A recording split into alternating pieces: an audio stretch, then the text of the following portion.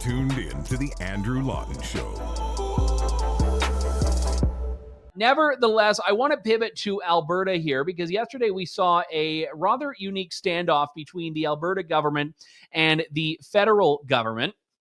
Alberta has been in the process of weighing in on whether to get out of Canada Pension Plan and have an Alberta pension plan. So what the Alberta government wants to do is basically say, we think that we can invest our money better. We think it's our money to invest. We want to, as Albertans, manage this ourselves. Now, the government has not said it's going full steam ahead on this. They've said they'll have consultations, and they've also said that they want to have a referendum. They want to put it to the Albertans whose money will be invested in this.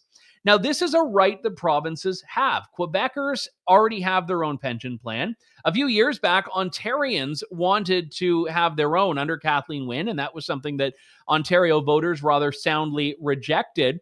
And the Ontario government backed off. But this is not unheard of, yet the federal government is treating it as though it is a capital case, or to pardon the pun, treat it as though it's a federal case. The federal government from Justin Trudeau sent a letter to Danielle Smith yesterday saying the government will use all means necessary and available to fight this and to inform Albertans how reckless it is, which makes me wonder if they're going to start doing the ad campaigns driving around Edmonton and Calgary that Alberta government officials have been doing in Ottawa. But you never know.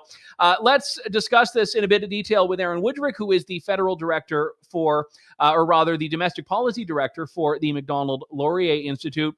Aaron, good to talk to you. Now, you are not an Albertan yourself, but I think you understand provincial autonomy very well here. I can understand Justin Trudeau saying, listen, we defend CPP, we back it, we don't think you should do this. But saying he's going to fight it seems a little bit odd. I don't know if it's that odd, Andrew. I mean, it won't be a surprise to most people that the government of Alberta and the federal government are not getting along on an issue. I mean, they come from completely different worldviews. There's a lot of acrimony, a lot of bad blood there.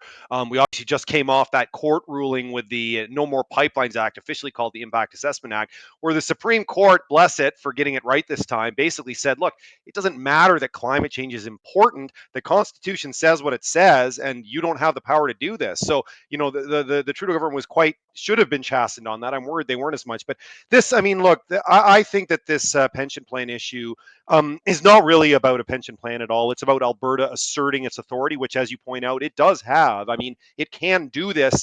It has the power to do it. Quebec does it, which is often pointed out as an example. If Quebec can do it, why can't Alberta? I think the real question is whether it's a good idea, whether it serves Alberta well, and whether it does really achieve anything other than to sort of have Alberta assert itself and sort of blow off steam and say, you know what, we're going to do this because we can, and we don't trust Ottawa because of the way you act on all these other things, and so we want to take this and do this ourselves. I think that's what's really going on here. This is just a one front and a much bigger sort of political spat. Yeah, I think you're right about that. And I would love it if the debate were purely an economic one for Canadians and Albertans. I mean, Justin Trudeau could have in his open letter said, well, actually, here's a list of the reasons why Albertans are better served by being in CPP. And to its credit, the Canada Pension Plan does have very good returns. I mean, it's a relatively well-managed portfolio as far as other public pension plans and private pension plans are concerned. And I think the Alberta government will have to give a stronger argument if they do want to go down this road of here's how we could do it better rather than just Alberta first, which, look, I think is a compelling argument on a lot of policies. This is the one where I'm not as convinced it is. Yeah, and look, Alberta has a lot of legitimate grievances when it comes to Ottawa, right? I mean, Ottawa has treated Alberta like a cash cow. Again, there's some confusion about how that is. Things like equalization, I think the way it's structured or prejudice thinks Alberta. Albertans pay more taxes, but part of the reason that is that Albertans are just richer. Albertans have the highest per capita income in Canada. So if you were rich in any province, you pay the same level of taxes that a rich Albertan does. So it just happens to be that because Alberta is such a prosperous place, there's more rich people. But all that said, Andrew, I think this government in particular, the federal government, their activity and their sort of relentless attack on anything that they think will help fight climate change has prejudiced Alberta greatly, and it harms Alberta's prosperity. And Albertans are right to say, you want to have it both ways. You want to benefit from our wealth and prosperity, and yet all your actions are moving to harm us. And so I think the CPP is, in a way, Danielle Smith can make the case that, look, you in Ottawa, you've shown that you care more about things like, getting to net zero than the actual prosperity of families in this country. And so in Alberta, if we're going to take a different approach, we're going to invest in a different way. We're going to have a different focus. I think that may be the sort of the frontline argument, is that we're going to make different investment decisions than you are, because we see the world in a very different way than you do. Yeah, and we've talked on the show in the past about a number of these campaigns. I mean, universities are particularly targeted to basically remove their endowments from investments in the oil and gas sector. And we see huge lobbying on this. And I mean, it wouldn't surprise me if the federal government were to at one point, direct CPP to like only invest in companies run by, disabled transgender women that are looking into alternative energies. But at this point, that hasn't really happened yet. So I think in Alberta's case, I think they do have a different worldview here. But a lot of people just want their returns to be what they're after. And I don't know if it goes to a referendum, if that's the debate that will really be had.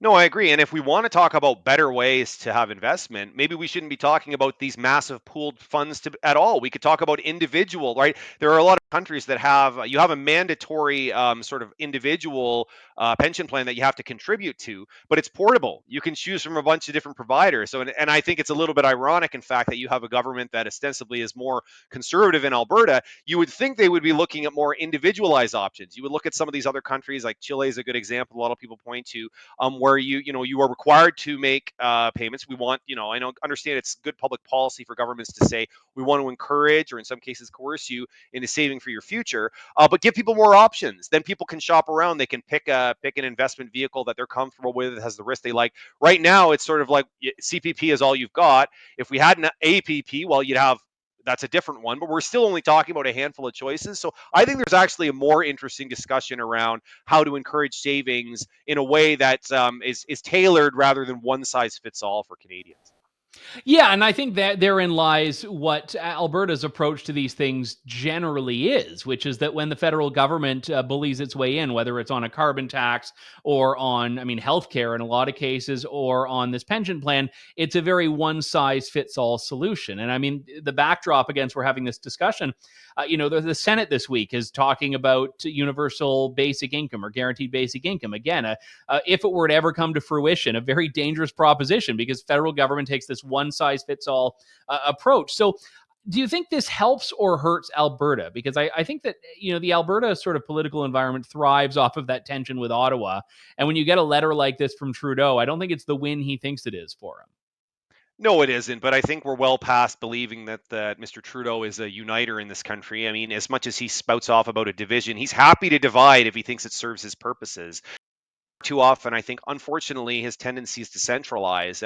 This is a federal country, Andrew. It only really operates if we give different regions, maximum sort of leeway to do their own thing. I think that's the only way this country can work. And when you have a centralizing tendency like you do in Mr. Trudeau, it just starts to grate on people, because he tries to impose a single vision on the rest of the country, especially in parts that are just completely out of sync with him. So, look, I think Albertans are within their rights to explore this. I think, as I said, they've got a lot of legitimate grievances, and I think they're right to push back on things. But I would say the real question they have to ask themselves on this specifically is, will we be better off for it? Don't do this just because you want to stick it to Mr. Trudeau in Ottawa, as tempting as that may be. Don't cut off your nose to spite your face. Look at it in detail. Look at how it would be structured. If it is something where you really think you'd be better off, by all means pursue it. But don't just do it because legitimate grievance. I think that might be a mistake.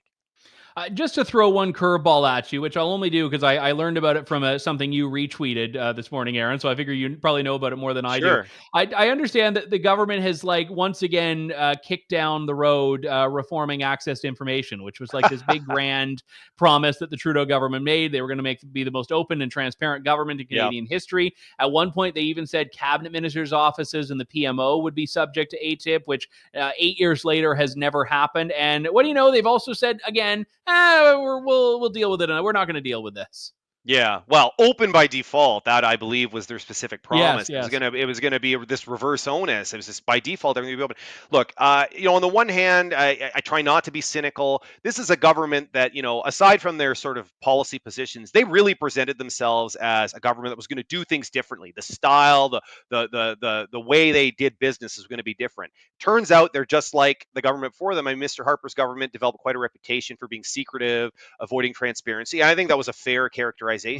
But the Trudeau government, by almost every measure, including people who are not, fans of the Harper government, they're even worse. The Trudeau government is more secretive, more averse to transparency. I think we all know why this is. Transparency sounds great when you're in opposition because it's a tool to beat up on the government. When you get into power, the only thing transparency represents is risk. It's the risk of more problems. It's the risk of people seeing things, seeing how the sausages are made, seeing where you may have lied or embellished the truth. So it's no surprise to me that governments don't want to do this. And in fact, that's why I think the perfect time to do it is this is an opportunity for all the opposition parties to get together and impose the change now, because if they do it now, they're not in government and it only affects it. But that's the only way it's going to happen, because once government's in power, Andrew, they just see this as a risk and a danger they'd rather avoid.